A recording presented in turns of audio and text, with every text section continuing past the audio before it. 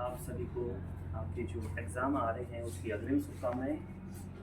और बोर्ड की एग्ज़ाम है उसमें बहुत अच्छे से आप मेहनत करो ताकि 10th हो या 12th हो, उसकी जो परसेंटेज होती है वो हमारे आगे जाके भी काफ़ी, जब एग्ज़ाम हम फाइट करते हैं उसमें काम आती है। कुछ एक व्यक्ति क्या, कई बार जब परसेंटेज कम आती है तो बड़े निराश हो जाते हैं। जीवन में कभी भी निराश नहीं होना।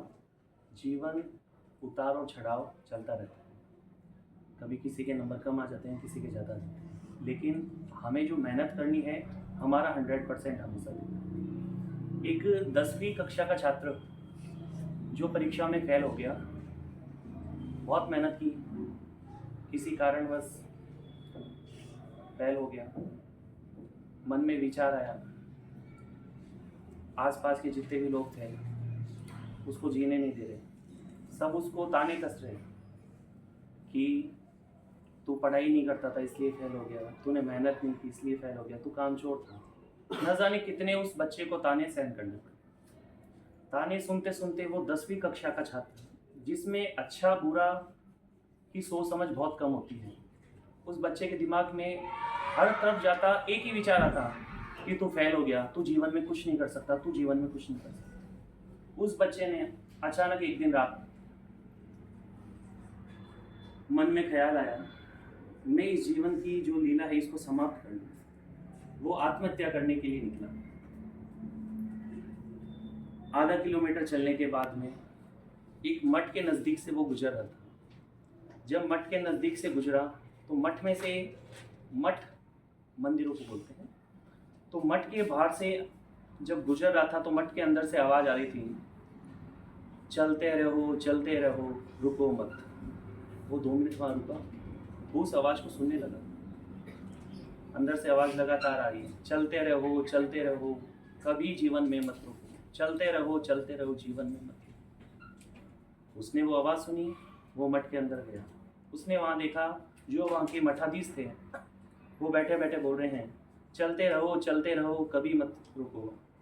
पानी का जल चलता रहता है, वो किसी का इंतज़ार नहीं करता, और जो पानी का जल एक जगह रुक जाता है वो कीचड़ बन जाता है, वहाँ बदबू आने लग जाती है। और जो जल चलता रहता है, लगातार चलता रहता है, जैसे नदी का पानी होता है वो चलता रहता है, तो उसमें कभी भी आपको गंदगी नहीं आएगी, वो पानी एकदम साफ रहता है, पीने लायक रहता है। तो जीवन जो हमें मिला है उसमें हमें कभी भी रुकना नहीं है और जीवन में लगातार चलते रहना है। जब उस बच्चे ने वो बात सुनी, उसको दिमाग में समझ आ गई कि हमें लाइफ में और भी मौके मिलेंगे। वो, अगर हम अभी पास नहीं हुए हैं तो आगे जाके सक्सेस होंगे मेहनत करने से, लेकिन कभी भी लाइफ में ऐसा डिसीज़न मत लेना कि हम फेल हो गए तो हम आत्महत्या कर लें, पंखे पे लटक जाएं, पटरी के आगे कूद जाएं। जीवन में ऐसा कुछ नहीं, जीवन आपको मौका दे रहा है।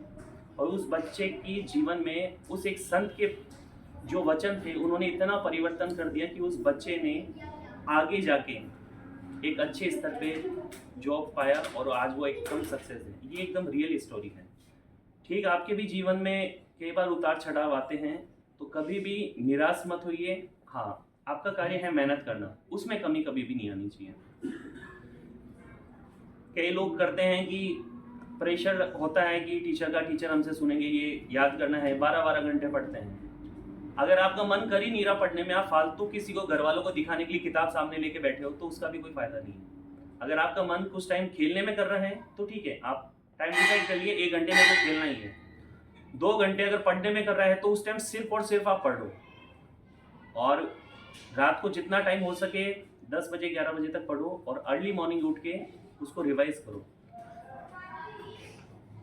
कभी भी रटन विद्या पे ज़्यादा जोर मत देना। हम क्या करते हैं, रटते हैं किसी चीज़ को और एग्ज़ाम में जाके हम उसको भूल जाते हैं। किसी भी चीज़ को याद करने के लिए एक दूसरी चीज़ से रिलेट करना ज़रूरी है। जब हम रिलेट करेंगे तो वो जीवन में कभी भी हम भूलेंगे नहीं। और आशा है आप सब एक उज्जवल भविष्य की ओर जा रहे हैं। आप ही जो बच्चे हैं उनमें से कोई एमएलए, एमपी बनेंगे, आगे जाके कुछ एक पुलिस बनेंगे, आईएएस, आईपीएस वगैरह बनेंगे। तो जो आप मेहनत कर रहे हो उसमें लगातार आगे बढ़ते रहो। अपने बड़ों का, अपने गुरुजनों का हमेशा आप सम्मान कीजिए। आप जो विद्या अर्जित कर रहे हैं उसके साथ साथ में आपको अपने संस्कारों को भी मजबूत रखना है। आजकल हो क्या रहा है, बच्चे एजुकेशन में आगे जा रहे हैं और उसके विपरीत संस्कारों में एकदम पीछे होते जा रहे हैं। हिंदू धर्म, सनातन धर्म ऐसा है जिसका विरोध करने के लिए कोई दूसरे धर्म की आवश्यकता नहीं है। हमारे ही जो लोग होते हैं वो ही हमारे धर्म का विरोध करते हैं। चंद किताब पढ़ने से, ज़्यादा पढ़ने से आप ही लोग होंगे आगे जाके जो हमारे सनातन धर्म का विरोध करेंगे। जिस धर्म में आपने जन्म लिया है उसी में ही मरना है आप लोगों को। चंद पैसों में आपको कभी बिकना नहीं है। आजकल बहुत ऐसे फंडे चल रहे हैं जो आपको आगे जाके धर्म परिवर्तन करवाते हैं। क्यों करवाते हैं? लालच देके, हम आपको पैसे देंगे, आप हमारे धर्म में आ जाइए। सनातन धर्म, सनातन का मतलब सदैव है, सदैव था, सदैव रहेगा, इसको कोई मिटा नहीं सकता। जिस धर्म में आपने जन्म लिया है उसी में मृत्यु होनी निश्चित है। अगर मेरे सामने मेरे पिताजी बैठे हैं और किसी ने मुझसे पूछा कि महाराज आपके पिताजी कौन हैं, मैंने मेरे पिताजी की तरफ इशारा ना करके अदर पर्सन की तरफ इशारा किया कि ये मेरे पिताजी हैं, तो मैंने मेरे जीवन का सबसे बड़ा पाप किया है। कैसे किया है? मैंने मेरी माँ के चरित्र के ऊपर उंगली उठाई है ना। पराई मर्द को बाप बोलना कितना बड़ा पाप हो गया।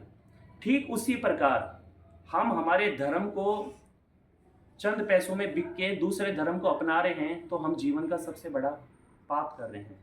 और ये वही व्यक्ति करते हैं जो किताबें कुछ ज़्यादा पढ़ लेते हैं ना, वही ज़्यादा बोलते हैं सनातन कुछ ही नहीं है, सनातन ऐसा है वैसा। ठीक है, आप पढ़ो, लिखो, सब कुछ करो, लेकिन कभी भी अपने धर्म का विरोध आप मत कीजिए। मैं मानता हूँ कुछ एक चीज़ें ऐसी होती है अपवाद स्वरूप, तो उस अपवाद का आप बहिष्कार कीजिए। फॉर एग्जाम्पल, यदि कोई संत समाज है, संत समाज में यदि एक दो संत जो रियल में संत नहीं है, भगवाधारी हैं, उन्होंने भगवा धारण करके कुछ एक गलत कांड करके संत समाज को बदनाम करने की कोशिश की, तो हमारे मन में भाव क्या हुआ? सभी संत ऐसे ही होते हैं। मन में भाव आता नहीं आता? सभी संत एक जैसे होते हैं, सभी संत गलत विचार रखते हैं। हमारे मन में ये भाव आ गया। कैसे आया? एक संत ने गलत किया और भुगतना किसको पड़ रहा है? सभी संत समाज को। लेकिन आप कभी अपने पे लेके देखिए, आप एक टीचर हैं, कुछ दिनों पहले एक न्यूज़पेपर में आया कि किसी अध्यापक ने किसी बालिका के साथ में रेप किया। अब आरोपी कौन था? वो एक अध्यापक था ना। अब आप सभी अध्यापकों को ऐसा थोड़ी मानोगे, नहीं मान सकते ना। उसी प्रकार हम सभी अध्यापकों को एक जैसा नहीं मान सकते। उसी प्रकार अगर संत एक कोई गलत कर रहे हैं ना, तो उस एक व्यक्ति विशेष का आप बहिष्कार कीजिए, पूरे संत समाज का नहीं, पूरे अध्यापकों का नहीं। लेकिन हम क्या, जहाँ पे हमारा स्वार्थ होते हैं ना, वहाँ पे अच्छा बुरा देखते हैं, बाकी जगह नहीं। फॉर एग्जाम्पल, सर को इनके घर से भेजा किसी ने कि आप मार्केट जा रहे हो, मेरे लिए 1 दर्जन सेब लेके आना। अब घर से जब फ़ोन आ गया तो कितने भी बिजी हो, लेके जाना पड़ेगा आपको। आप गए बाजार में, आप जल्दी में थे, आपने बोला कि मुझे 1 दर्जन सेब डाल दो। दुकान वाले ने डाल दिया, पॉलिथीन में पैक करके दे दिया, आपने देखा नहीं। अब आपने घर पे जाके जैसे ही वो 1 दर्जन सेब दिए, आपकी श्रीमती जी ने उसको देखा और ऊपर जो 2 सेब रखे हुए थे वो एकदम गले हुए थे। तो आपको सुनने को पड़ा कि आप पैसे भी बर्बाद किए, आपने कम से कम अच्छे सेब तो देख के लाते हैं। फिर आपने क्या बोला? ठीक है, 2 ही तो खराब है ना, बाकी सही है। बोले हाँ बाकी सही है, 2 खराब है। तो आपने क्या किया? 2 ऊपर जो सेब खराब थे उनको निकाला, फेंक दिया। बाकी जो 10 सेब थे उनको फेंका आपने? नहीं फेंका ना। अगर आपकी विचारधारा ये है कि अगर एक गलत है तो सारे गलत हैं, तो उस हिसाब से तो अगर 2 सेब गलत खराब थे तो सभी सेबों को फेंकना चाहिए था। लेकिन वो नहीं फेंका हमने। क्यों नहीं फेंका? वहाँ पे हमारे जेब से पैसे लगे हुए। उस टाइम हमें अच्छे बुरे की परख हो गई। तो वैसे ही हर चीज़ को आप सोच समझ के डिसीजन लीजिए। कभी भी एक पहलू को नहीं देखना चाहिए। हर चीज़ के 2 पहलू होते हैं, पहले दोनों पहलू को देखिए, उसके बाद में डिसीजन करिए। और आपको तो बाकी और क्या कहना, आपके जितने गुरुजन हैं वो सभी भी भक्तिभाव से जुड़े हुए हैं।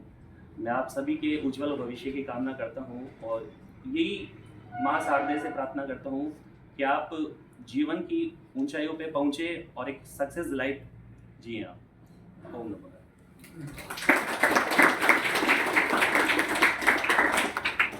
साधुवाद प्रणाम महाराज गागर में